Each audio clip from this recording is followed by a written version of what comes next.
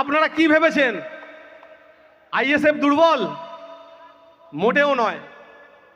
শুধু আমাদের নেতা নওশাদ সিদ্দিকী, তাই আমরা সম্মান বজায় রাখতে চুপ করে আছি। আমার নেতা নওশাদ সিদ্দিকী, তাই আমরা চুপ করে আছি। আপনারা কি ভেবেছেন? এই যে সামনে একটা দেখছি পচা খাল, এই পচা খালে যদি কেউ আতর ছড়িয়ে দেয় তাহলে কি জলটা শুদ্ধ হয়ে যাবে? হবে না। তো আপনারা ভেবেছেন বড় বড় পতাকা দিয়ে আমাদের পতাকা চাপা দিলে আপনারা শুদ্ধ হয়ে গেলেন? মানুষ আপনাদেরকে ছুঁড়ে ফেলে দিয়েছে, আপনারা পচে গেছেন। আপনারা যত বড় বড় পতাকা লাগান আপনাদের আর কোনো গ্রহণযোগ্যতা নেই। মানুষ আপনাদেরকে ধিক্কার জানিয়েছে, ছুঁড়ে ফেলে দিয়েছে। পচা খালের জলের থেকে আপনারা আরো নোংরা হয়ে গেছেন। যাই হোক, এসআইআর শব্দ, এসআইআর নিয়ে দু একটা কথা বলবো। এসআইআরে বলা আছে আপনাদের বাড়িতে ফর্ম দিয়ে যাবে, দুটো ফর্ম দেবে, এক সপ্তাহ পরে বিএলএরা আবার সেগুলো নিয়ে যাবে। নিয়ে যাওয়ার সময় রিসিভ করে আপনাদের একটা দিয়ে দেবে, একটা বিএলও সাহেব নিয়ে যাবেন। এইবার ফর্ম ফিল আপ কীভাবে করবেন? আমার চেয়ারম্যান চটে বসে মাইক ধরে বিভিন্ন জায়গায় বিভিন্ন যেখানে যে সিচুয়েশনে পড়েছে আপনাদেরকে বুঝিয়ে বলছেন।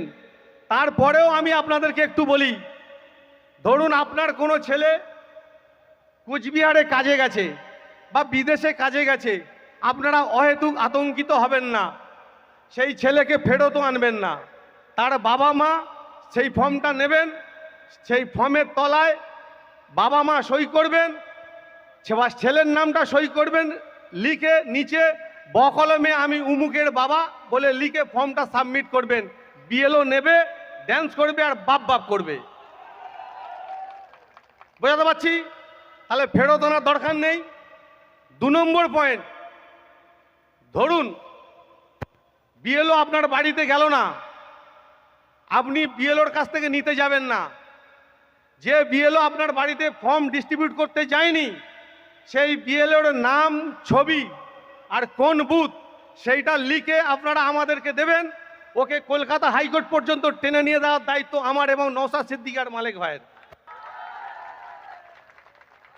ও যত বড় হুনো হোক, যত বড় দাদার ছত্রছায়ায় থাকুক, সেই দাদার কাছ থেকে আমরা কাদা করে ওকে কুমোরটুলিতে যেমন পাঠাবো, সাথে সাথে হাইকোর্টে যা নিয়ে যাব আর আনবো, নিয়ে যাব আনবো। তারপরে আসা যাওয়ায় এমন পয়সা খরচ হবে, ও তখন ছুটে এসে বলবে তোরা 293 আর আমরা হলাম 1, আর একটু পরে আসবে ওরে তোদের ধরম বাপ। তোরা 293 আর আমরা হলাম 1, একটু পরে আসবে ওরে তোদের ধরম বাপ। বুঝতে পারছেন তো? একটু পরে আসবে। যাই হোক, তো বিএলওদের সম্পর্কে আপনারা ভ্রান্ত ধারণা নেবেন না। আপনারা ফর্ম ফিল আপ করবেন, সপ্তাহের শেষে ওরা ফর্মটা কালেক্ট করবে। উত্তেজিত হওয়ার কিছু নেই, ভয় পাওয়ার কিছু নেই। আপনারা নির্বিঘ্নে ফর্মটা ফিল আপ করবেন, 1 মাস সময় পাবেন। এই এসআইআরটা হচ্ছে এর টোটাল একটা চক্রান্ত, ঠিক আছে? আজকের আপনারা বুঝতে পারছেন পাড়ায় এসআইআর এর ফর্ম ফিল আপ করার জন্য শিক্ষিত ছেলের দরকার হচ্ছে কি না? আপনারা ভোট দিয়েছেন কার্ডের, যত রকম বাটপথদের আপনারা ভোট দিয়েছেন। লেখা নেই, পড়া নেই, তারা পড়ার সর্দার। শিক্ষিতরা ঘরে বসে থাকে আর বিচার করে বাটপড় করছে না। তো এখন বুঝুন যে শিক্ষিত লোকেদের কত প্রয়োজন।